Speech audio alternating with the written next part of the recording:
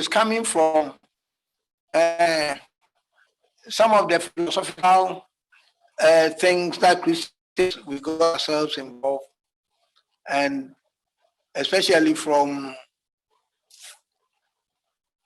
what we call enlightenment, from the era of enlightenment. And because of enlightenment, I cannot see that things are joined together. Enlightenment does not appreciate holistic things. And so we created a dichotomy in the spirit and the flesh. And so it has become, it has been accepted in society that there is a dichotomy between the spirit and the flesh, and the two cannot meet. And in the church, some of us think that we are full-time workers and some are part-time workers.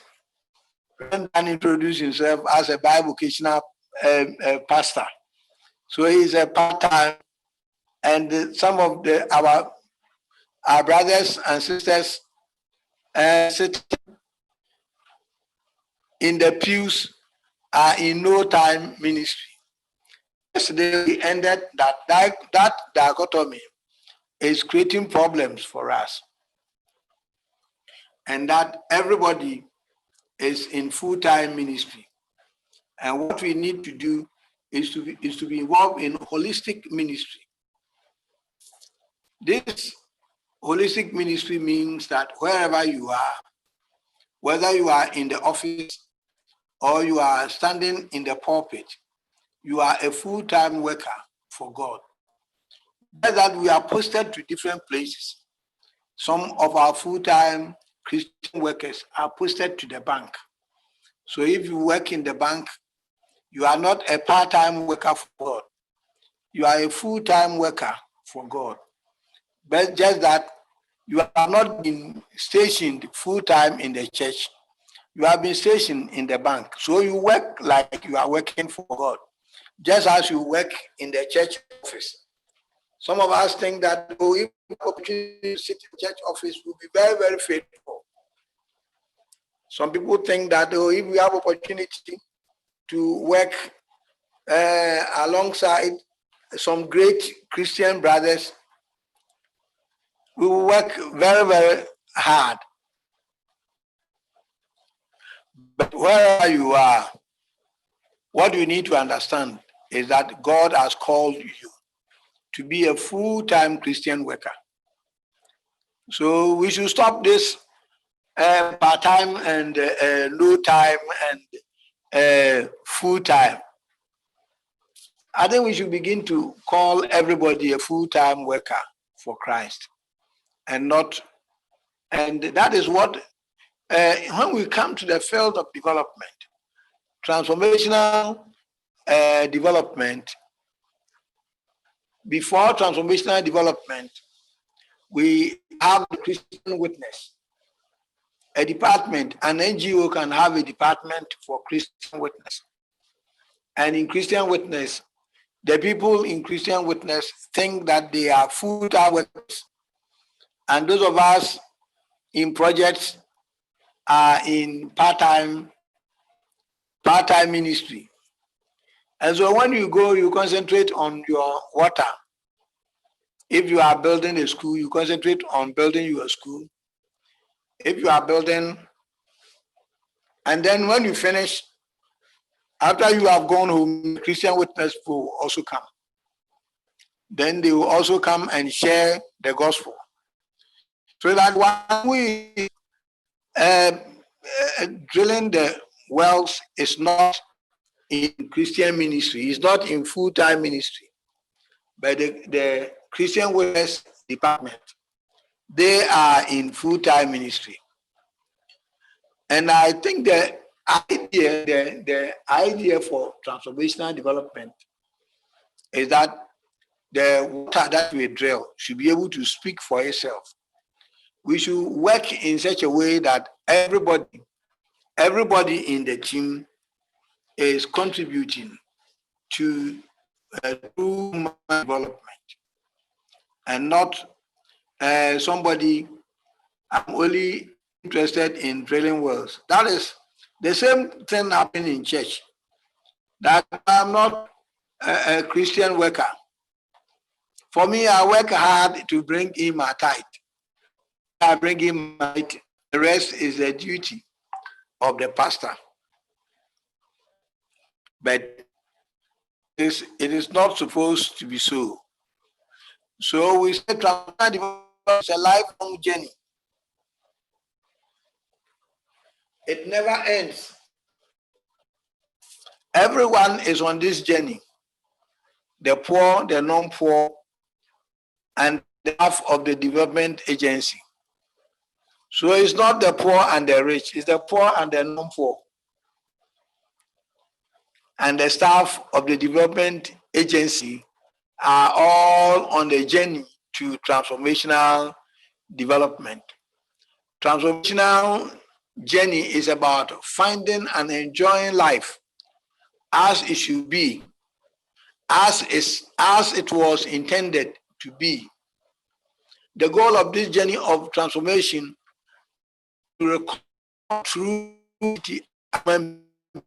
created in the image of God and to discover our true vocation as productive stewards, faithfully caring for the world and all the people in it. So no more dichotomy between me, I am this, me, I am that. And the next slide, slide number 19, is about Suleiman Jakonda on holistic development and the church. So we look at what Suleiman, last year it was very, very important. Suleiman Jakonda's view was very, very important last year. Dan, do you know this man, Suleiman?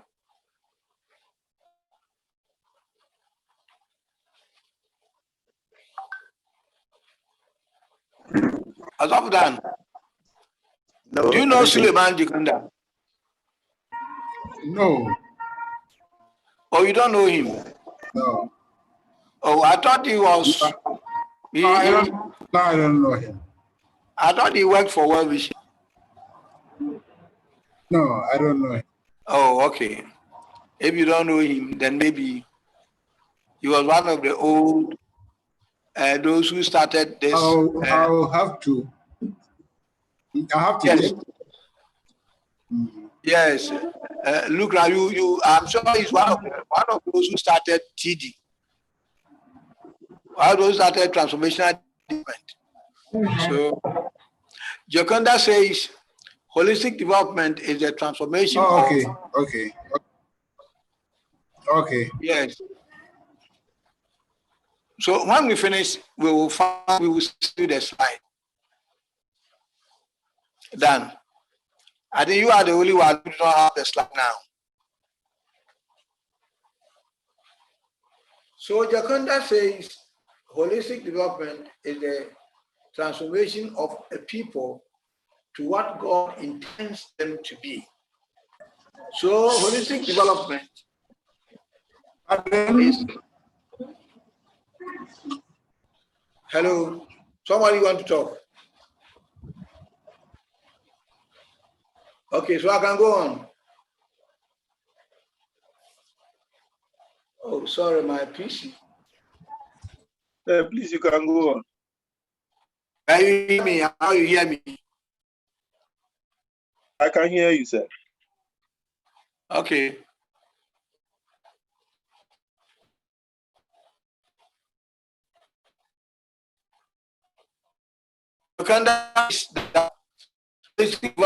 Is the people God intended them to be. So the Christian holistic development is not intended to only make people rich. It is not intended to put money into people's pockets. But the transformation should end what God intends to be. And I think God did not intend we should be all like us. That is not intention for us. And God's intention may also not be that he wants us to be rich like the rich man. So God has intention that we can get what we need, that our work will furnish us with what we need.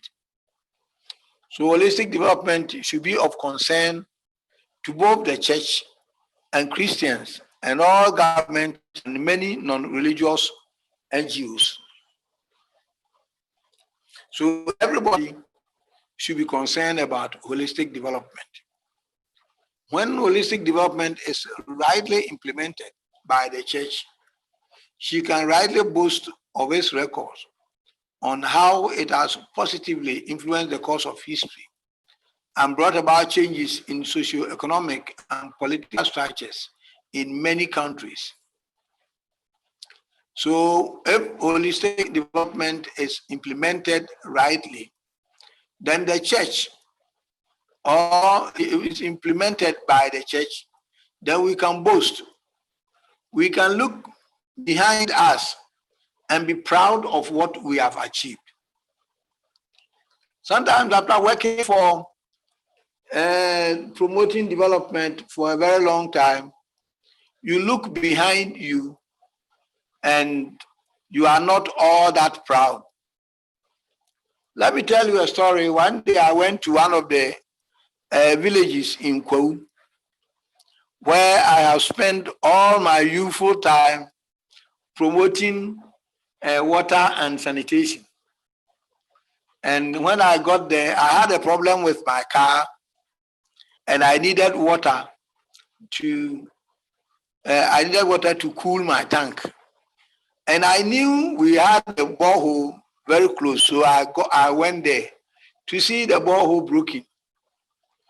And I found some of the community members and asked them, why is the borehole broken? They said they don't know why it's broken. I said, but why is it that you don't repair it? They said, they don't know the owner. So it's there. And I asked them, so who drilled this well for you? They say, oh, some white men. Some white men came in khaki shorts. They did not even talk to the community. They just brought their machine, they drilled, and they took the soil away, and they put the well there for us, and they left. So I said, oh, are you sure what you are saying? Have you been living in this town for a long time? They said, yes. Oh, we were born here. The white men who drilled did not tell us anything. And while I was doing this back and forth with them, one of them said, look at his well before you argue with him. Don't you remember him as one of those who built this well for us? And then they all started laughing. They recognized that I have spent all my time trying to encourage them to maintain the well. But they did not believe in what I said. So when you look back at what you have done, sometimes you are discouraged, but that you have not promoted holistic development. You have done your best, but your best had not promoted holistic development.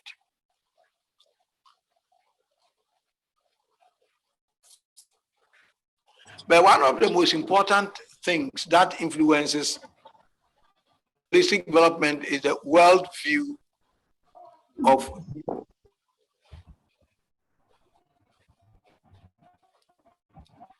So let's take some time and look at the worldview, the holistic development.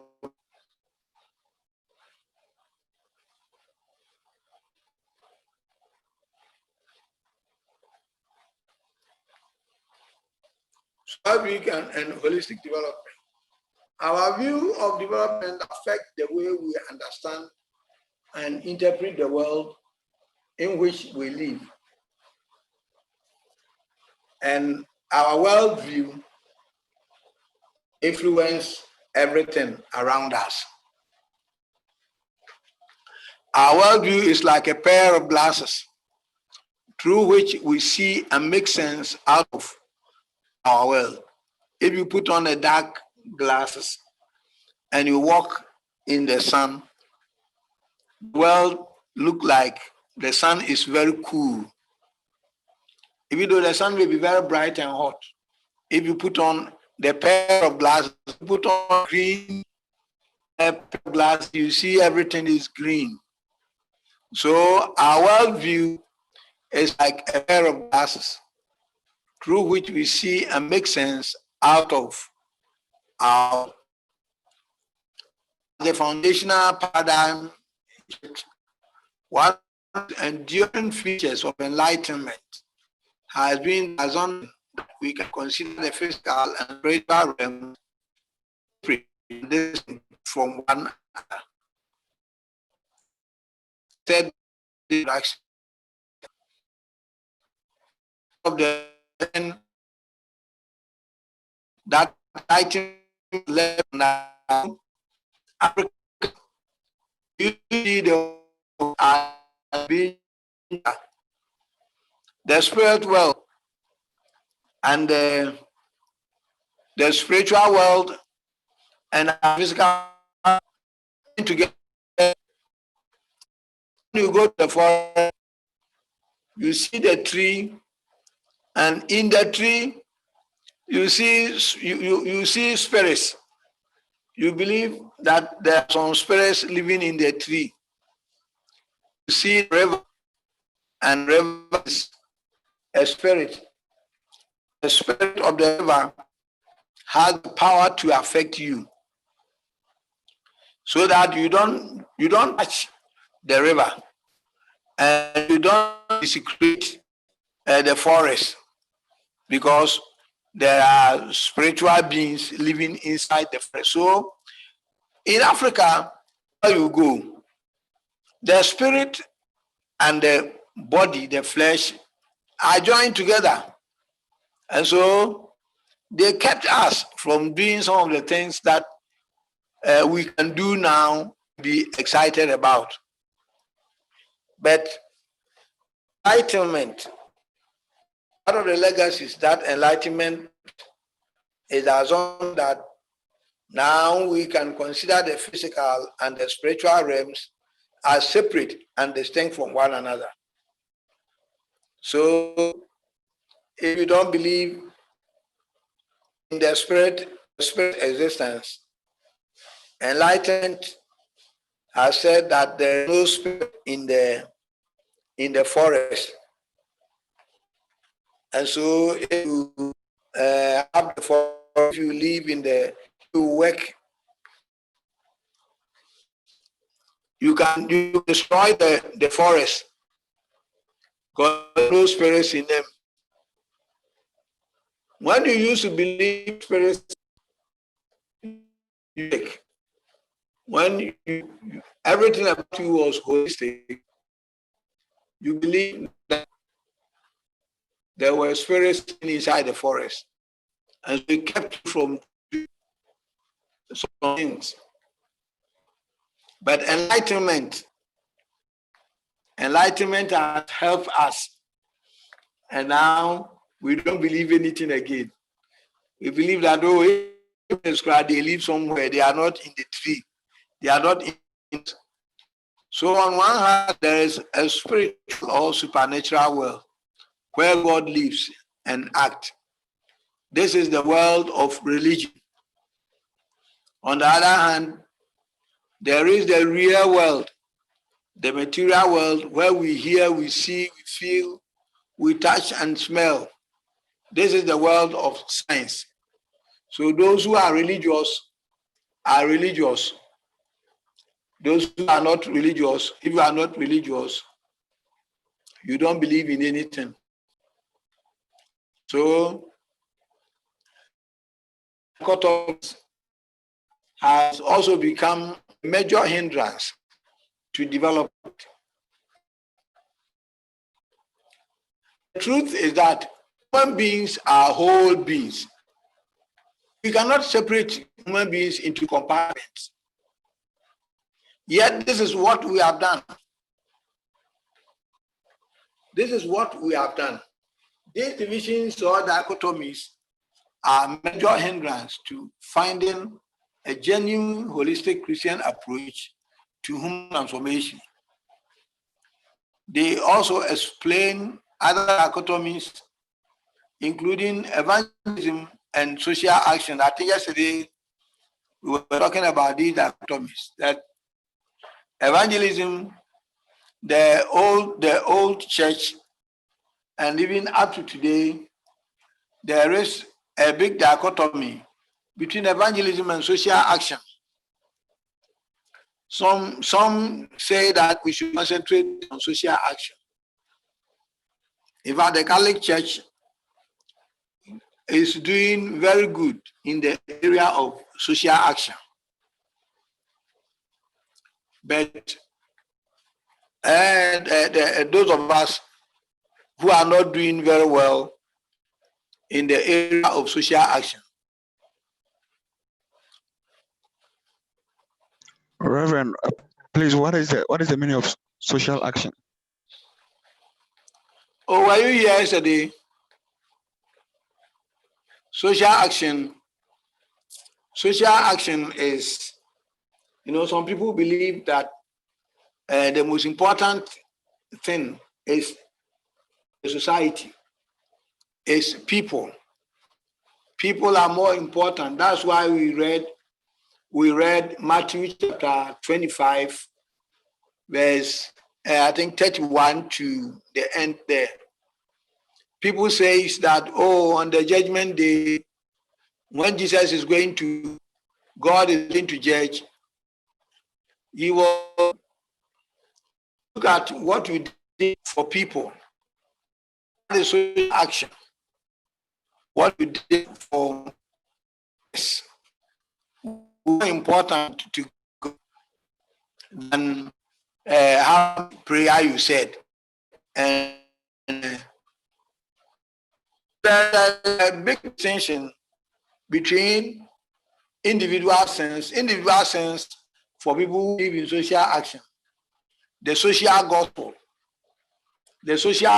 is individual sense are not, the social sense are sin.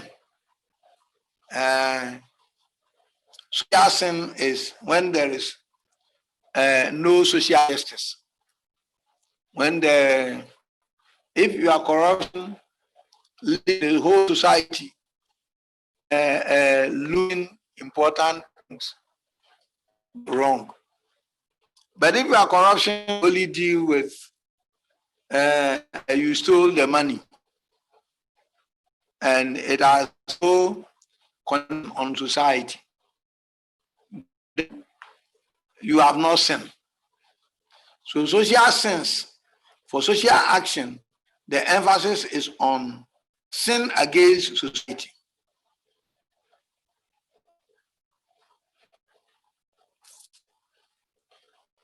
Okay.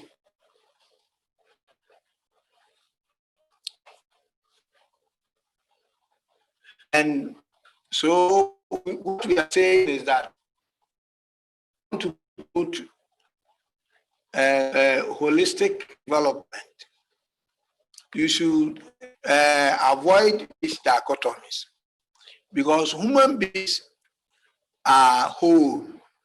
So your development intervention must touch everything. You should not be thinking of, they need only water. But human beings do not need only water. Human beings are whole beings. So they need spiritual development as well as the physical development. So transformational development or holistic development, the aim is to be able to address the total need of human being, the total of the whole being created in the image of God. And that's what the church aim at. The church should not just aim at providing money for the poor and seeking welfare for the poor, but the church should aim at, while we are providing money for the poor, we are also thinking of the soul of the poor. We should break dichotomy. There is no dichotomy between spiritual and physical. You think of, let's address the physical and leave the spirit. Everything will be done together.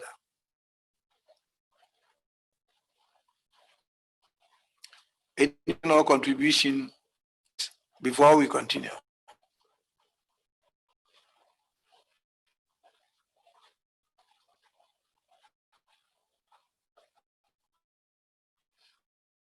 Point, the last point in this slide is that it is also embedded in much of the church, and not only in the church, the church members. Okay. The Sunday service of our own devotional life, we operate in the spiritual realm. The rest of the week, we operate in the physical realm. That is why Christians can participate in corruption and not feel guilty. That is why Christians are taking bribes. They are taking bribes in their offices. That's what he can do for you. He wants you to bribe him before he does it. He does that. And you'll be surprised to find out that these people, Christians, they are members of the church, and some are even pastors. Some are reverend ministers. But they are still they are very comfortable. And when they come to church, never take bribe in the church. Some of them are young girls. Some of them will not chase the young girls in church, but they will chase the young girls outside their church. Because, and even if they want to chase the young girls in their church, they won't do it on Sunday, because Sunday is a sacred day. But after we have closed, on Monday is the pastor's off day. So everything is off, including morality. This dichotomy between spiritual life, some things are in the spiritual realm and some are in the physical realm. And that is what we must try to guide against. And we must continue to talk about this in our churches. We must continue to let our church members know that human beings, we are whole. Everybody is a whole being. There is nothing spiritual about something and something physical about something, even though we should go back to the mentality of our grandparents who see spirit everywhere. Everything that does. And Mbutu says that African is notoriously religious. Everything the African is religious. Now,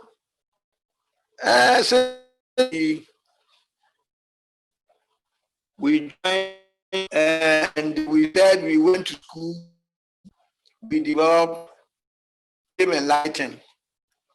And now we think we can separate spiritual thing from physical thing. A lot of people are misbehaving.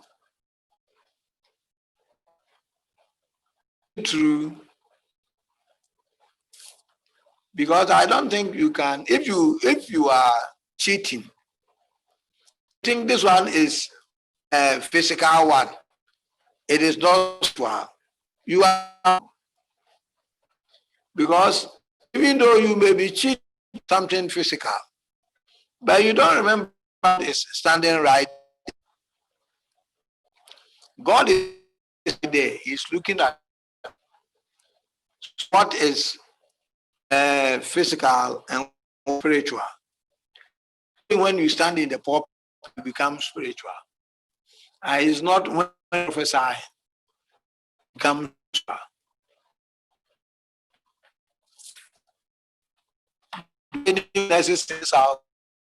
I can see you.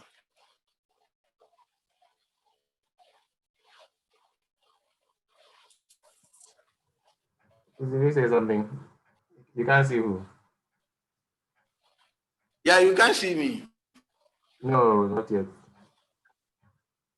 Okay. Francis, you contribute or? No, not at this moment. So who want to say anything? See if you can see me. I go off. Okay. Yes. So you see that the woman is there. Oh, it's live on YouTube. Yes, we are recording for future. Oh, I see. Do that to me photo there because yesterday I tried to watch it. It was not interesting at all because the place was so dark. Nobody there, just hear the voice like in the radio station. the PowerPoint. If you want to record, yeah, the PowerPoint was there. Yes. Okay. So we can go on. Yes, sir. Hey, to the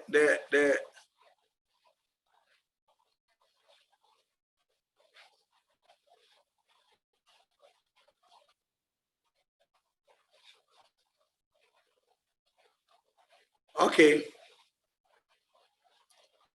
So let's go on. Let's go to the next slide, which talks about holism. And if you use the American holism, you remove the W, and it looked like you are talking about holy things. But it's holism. As human beings, we need holism. We need a quality of human life that is total, include physical, social, and spiritual aspects. So some of us are so spiritually minded that we're of no use on the earth here. There are some Christians, when you talk to them, everything is about prayers. There are some Christians that is about church. Look like they don't have any social life. It look like concerned about any physical. But human beings, we need all of them. We need to have a social life. We need to have spiritual life. To have physical life. But we should do it in a way that the life influence our social and our life. As Christian individuals, organizations, we should be concerned with people's total needs, promoting the whole person and the whole community. We should be making positive in the whole of the human life materially, socially, and spiritually. It's not a middle ground between the physical and the spiritual. It is more than that. It is about a radical change in understanding, in worldview, and in values. So what the church should be promoting is whole lives. Unfortunately, as I told you that at that time, unfortunately, a Christian brand, those of us in Africa, our of Christianity has not influenced our world so much. Our life separated our lives from our Christian life. We have separated our church life from our life at home. And so there is not much influence. The early Christians in Europe, they took Christianity very seriously. They brought them home with their Christian beliefs. And they succeeded in influencing their children. And though their children are now very religious, they are not very religious, but their parents have influenced them to be morally upright. But for some in Africa here, the church is going, everybody is going to church. Like the gospel musician, Yansuma Yete, and who assume Yami, is it Berganza Husan? Or is it Berganza? Christopher Dawson, lawyer for Sunni, judge for Bami. Think that was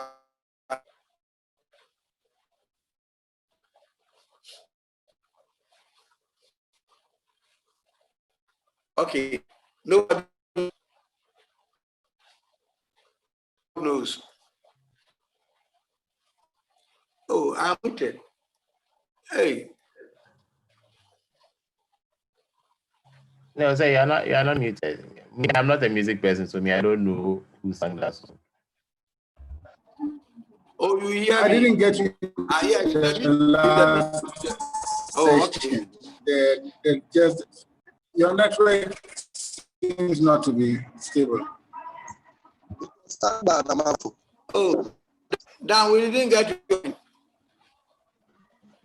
I said it was sung by Anamafu.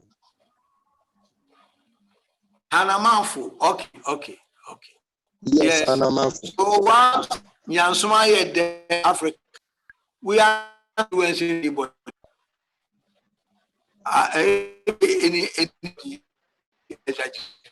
We are influencing some people. We are not becoming the light salt that God wants us to be. And that sense of holy, some who like true salt, our influences will be everywhere. There was you was to go in the second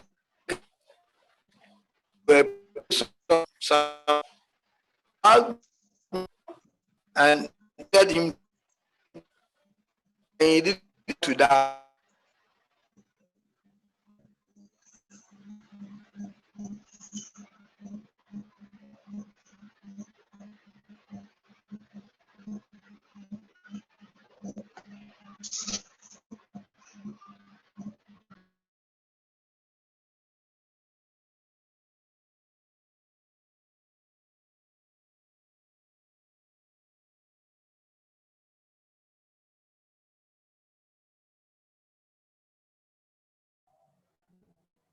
Hello. I can't hear anything again. No. Yeah.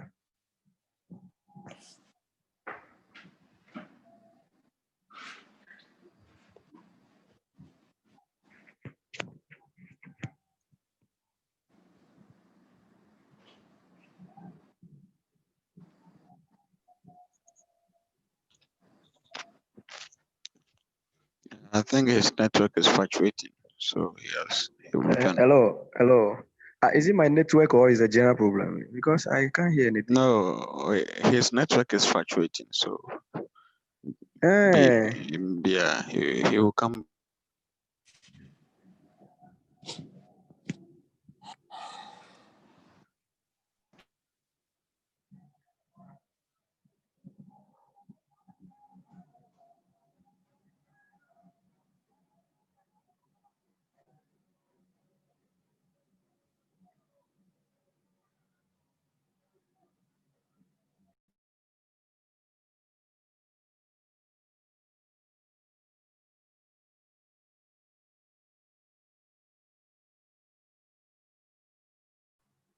I think he's muted. Maybe he stepped away from temporarily. I should be unmuted. Okay. So many people thought that being biblical and holistic means that you should have two departments.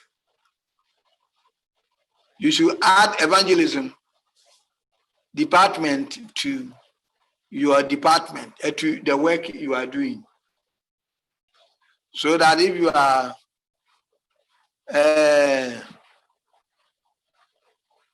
what business? A good business, a good example.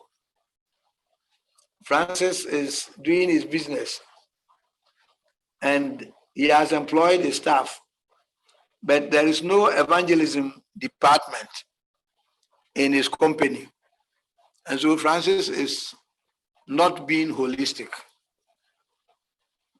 Some people think that to be holistic, you must employ others who will also be doing evangelism.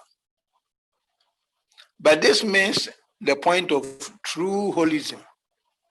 It's not about having one program that addresses people's spiritual needs and another one that addresses physical needs. So when we talk about the point holism, we are not saying create two departments.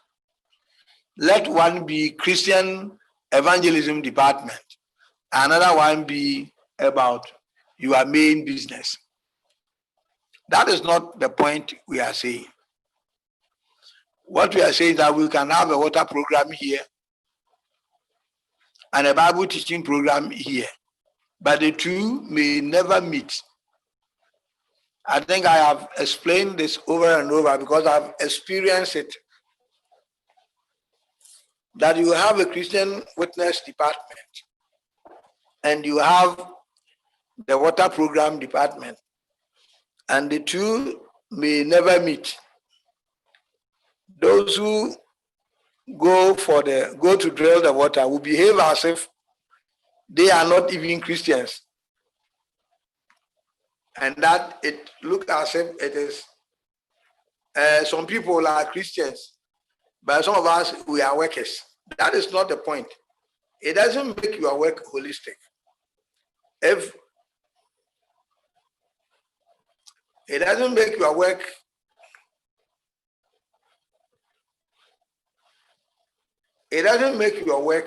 holistic if you have one person promoting physical needs and another person promoting spiritual needs. It doesn't make your work holistic. Holism is about one area. So let's take, for instance, we have a water program. Holism is being transformed so that all broken relationships are mended.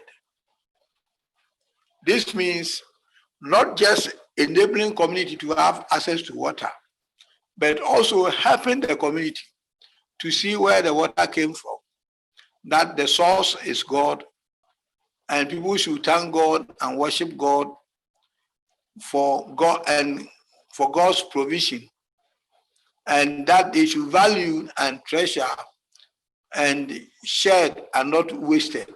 You see, so holism is about the same person providing the water, and is not just concerned about providing water. He is meeting both physical needs and also meeting spiritual needs. So holism, you achieve holism when you are able to get your staff, or you are able to get your church members to accept that whatever we are doing, we are working for God. And so if I'm selling my watch, I am selling for God. And that everything, I should organize myself in such a way that everybody who come there will begin to understand that there is something different about this watch. And this watch is the one who is selling. It is different because he is a Christian. You see, that is what happened. That the people who were first called Christians, people observed them from a distance. And they saw that all the things they are doing make them different. What is different about them?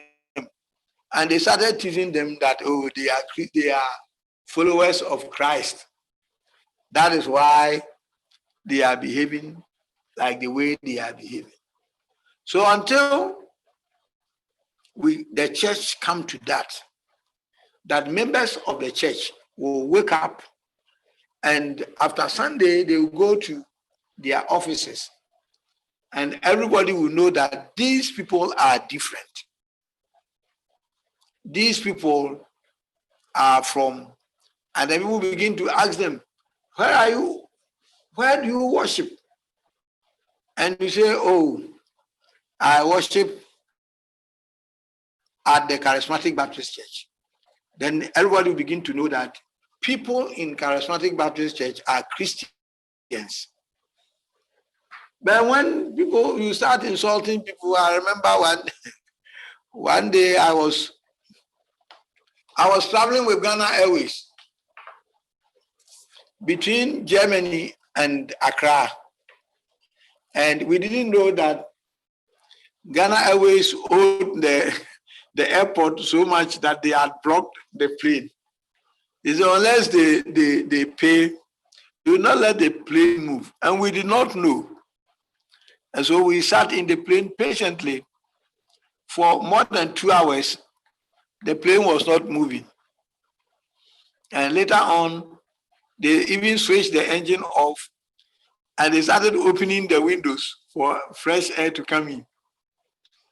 Because the air conditioning, the plane was sitting down and maybe it was wasting their petrol.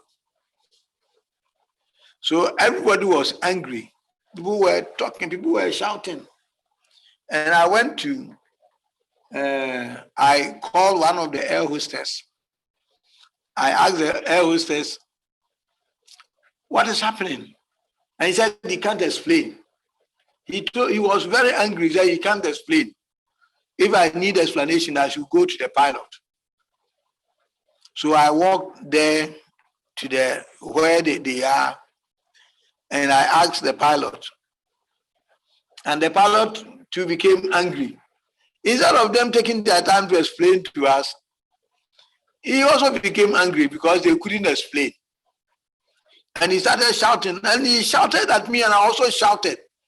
And somebody called me and says, please, which church do you attend? And I was surprised that somebody is asking about my church.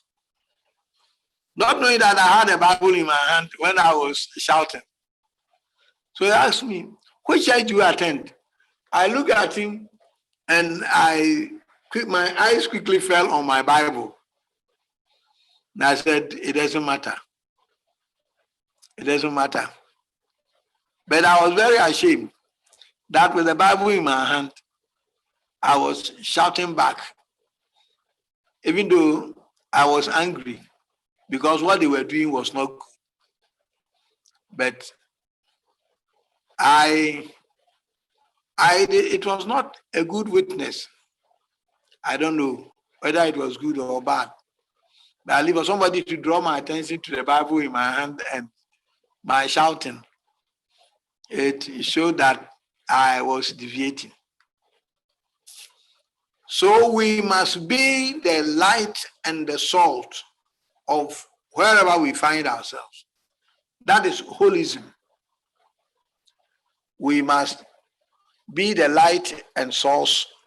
Salvation, we should aim at salvation for all souls and bodies. That is the ultimate aim of holistic development. Holistic development is not just providing water, but holistic development is about the salvation and the souls, salvation of the soul of the person you are building the school for. If you build the school for people and they all die and go to hell, what is the use of the school? So we should build schools. Good, that is good. We should provide water. The church should be involved in this. And the church must use part of its resources to provide material things, physical things that people need. But we must also remember that the aim, the reason why we are doing that is to help the souls to go to heaven. Are we okay with that? Yes, sir. Yes, Reverend. Okay, so we move on to shalom as the goal of human development. What is the meaning of shalom? Who can tell me what shalom means?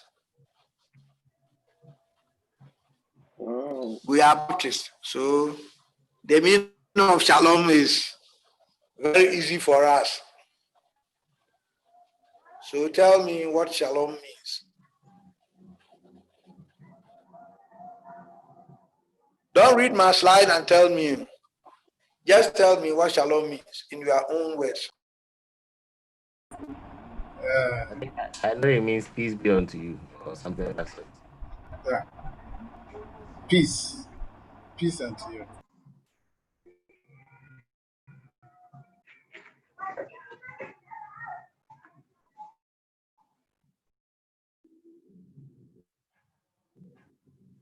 Is that the okay? Yes, I say. That shalom means peace.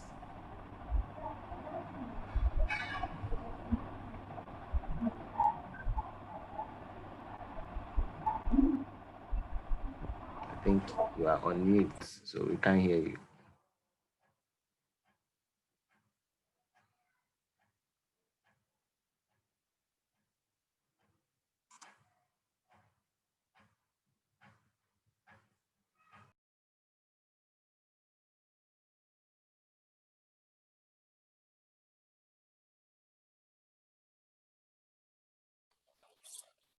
So we can only think of peace as the meaning of shalom. You could only think of peace as okay, so let's go to shalom is the goal of human development.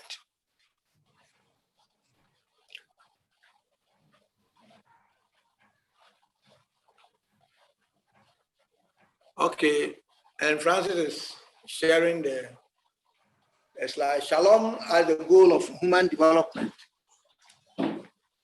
The kingdom of God is best described by the word shalom in the Old Testament. Shalom has various meanings and does not merely mean peace in terms of absence of strife or conflict. And I think the people who introduced shalom to the Baptist church only told us that shalom means peace. But we will see that they understood it, but they thought that we were lay people. It was the teachers in the Baptist seminary in Ebuakwa. They started introducing shalom in Grace Baptist. The pastors were all lecturers. But they told us that shalom means peace. and that is all. But shalom does not mean merely peace in terms of the absence of strife or conflict. So even if I end this lecture, you can continue to read about shalom, because I will not come back to it again. It's something you can read about.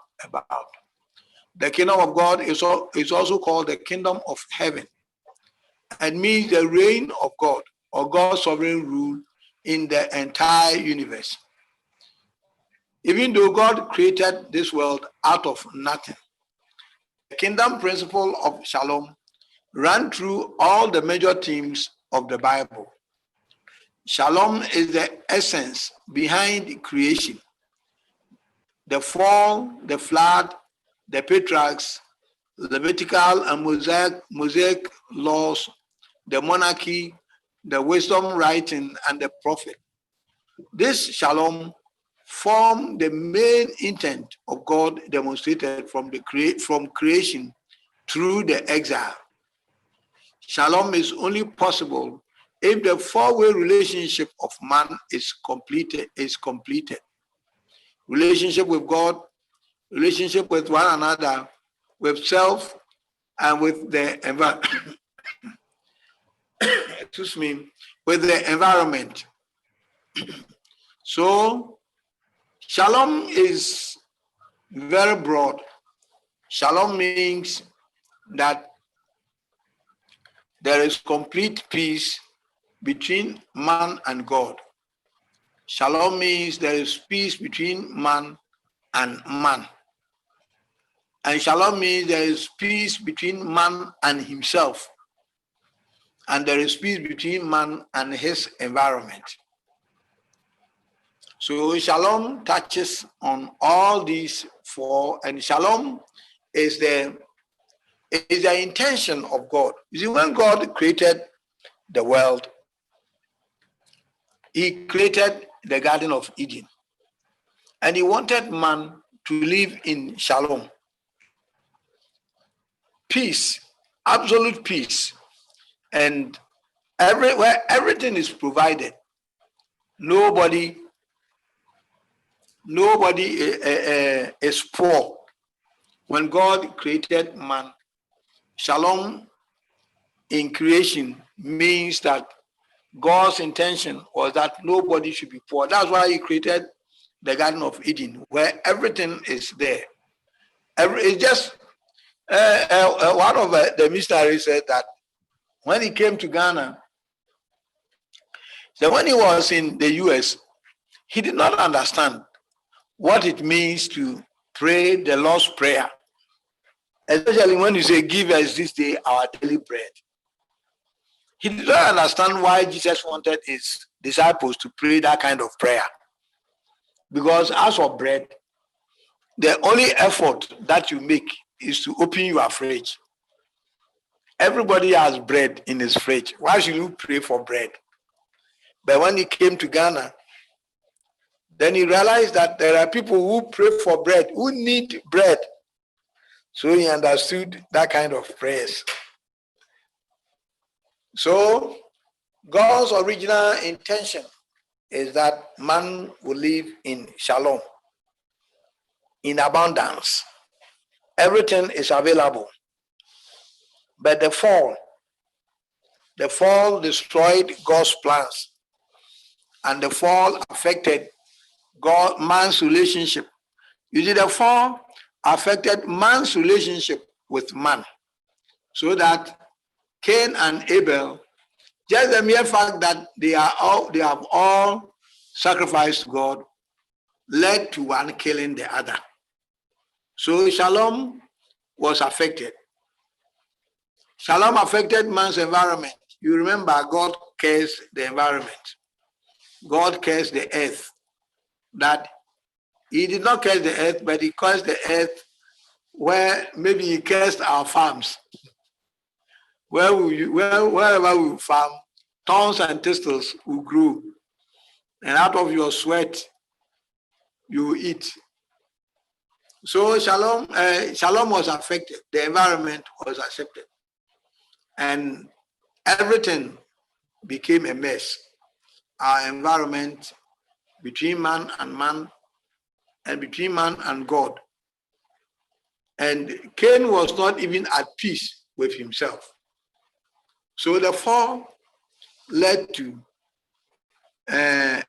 everything getting distorted. So shalom is a relationship with God. That is the first meaning of shalom. Shalom begins with our relationship with God, our creator, and goes beyond the individual level to the community. So the presence of shalom means that we have peace and we have very good relationship with God, our creator. And beyond, it should be reflected even in our communities.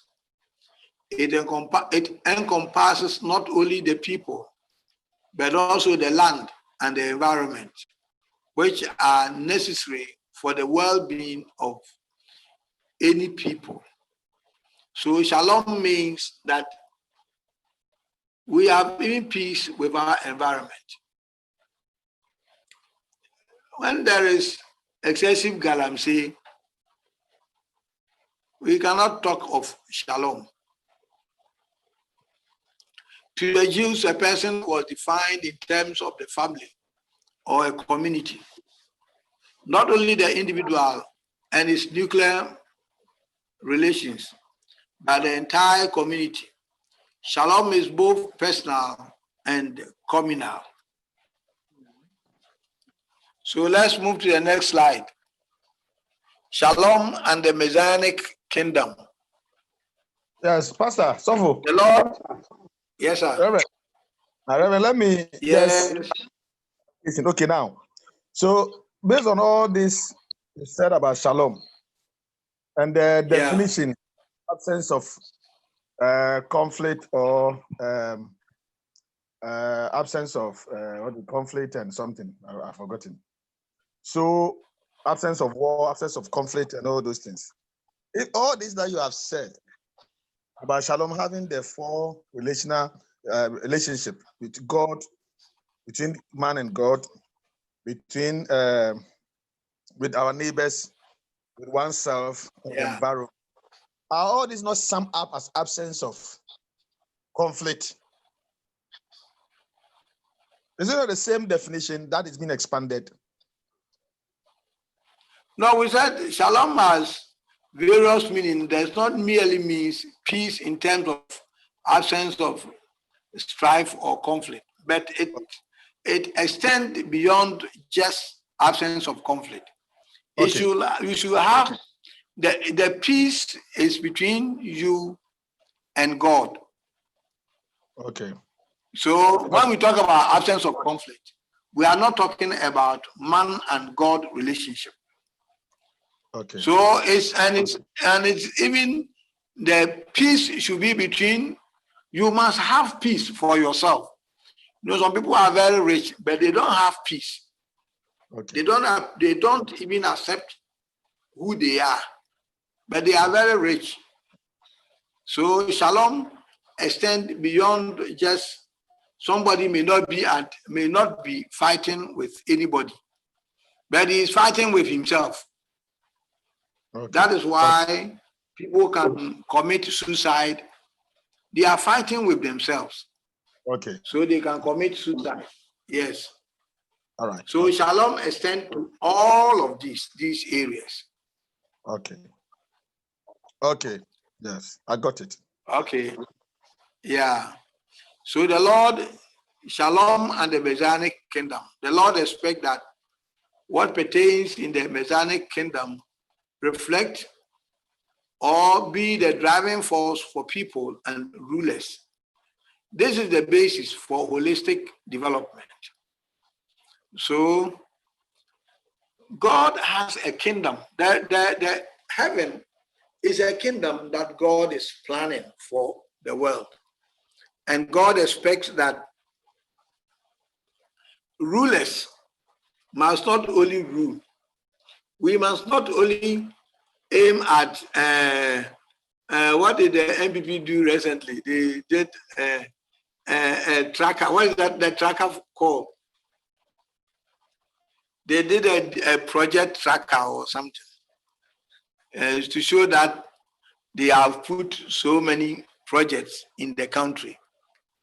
The aim of Shalom is not just to put projects. Rulers must think about when rulers and people who have opportunity to promote holistic development must not only promote, put it on the tracker, but we must aim at bringing people along and leading them to the kingdom of God and letting people have the focus of heaven. So Shalom and salvation are synonymous in the Old Testament. So in the Old Testament, when we talk about Shalom, Shalom includes forgiveness of sins and healing, beside all the blessings. And if you see that I am poor and you provide for me, it is all part of Shalom. So salvation is the work of God. Okay, let's go to the next slide before we close. We didn't start early today. So Shalom affects just social justice, and Shalom affects creation. Shalom affects even energy. The sun, that is slide number 29. So, and there are a lot of things that can be affected. The soil, the water cycle, the species of life are all affected by Shalom. So we'll end in slide number 32,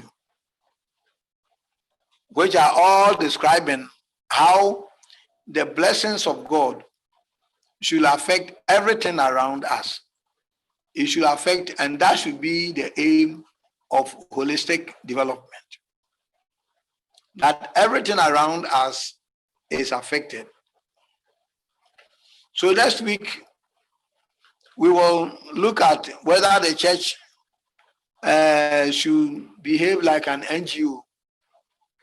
Should the church form an NGO? Is the church an NGO? And so read about it from slide number 33 to almost the end. Yes, to number 44. They are all talking about. So on Monday, we will look at the church as a special type of NGO and how we should behave as Christians and Christian leaders. So the rest you can read and understand. So we are ending on slide number 32, and we continue from 32 to 33 to 44 the next time, that is Monday, God willing. Any questions before we close?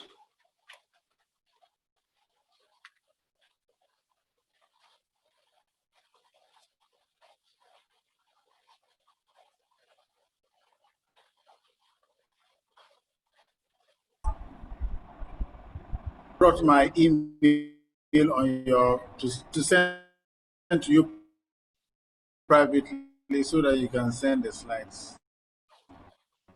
Oh, is it, who is speaking? I didn't see the one speaking. Who is speaking? Is it Dan? Yeah, Is it Dan? That you provide his email. Dan was speaking. Oh, Dan, you sent me a private. I saw that you sent me a private mail. I said, yeah, so that's my Gmail. So you can send the slides to that email. Oh, okay. I wanted to send it to you, but I saw only the World Vision. Are you still using that mail? Yes, we still use World Vision. You can send it to my World Vision email as well. Daniel _ Salifo at WV. Yeah, I know. I wanted to send it to it, but I thought maybe as for what we should change so fast. So maybe where we should, the email address to has changed. It has Okay. not Any changed the question? same. Okay. So as soon as I finish, I'll send it to you. Any questions? It's almost 7:30. Today you have done well.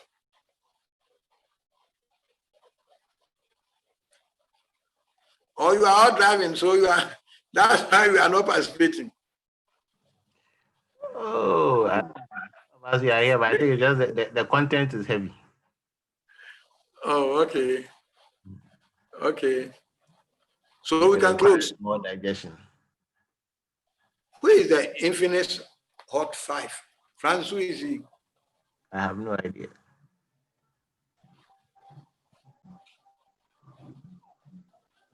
I'm trying to see if I can discover who that Infinite Hot 5 is.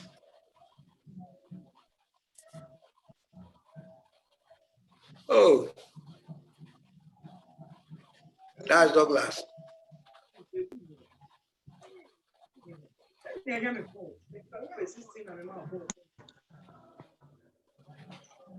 There is only one person who called himself Infinite Hot 5.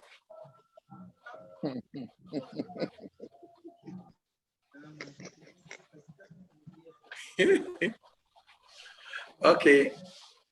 So thank you very much. Mr. Infinite Hot 5, please pray for us and close us.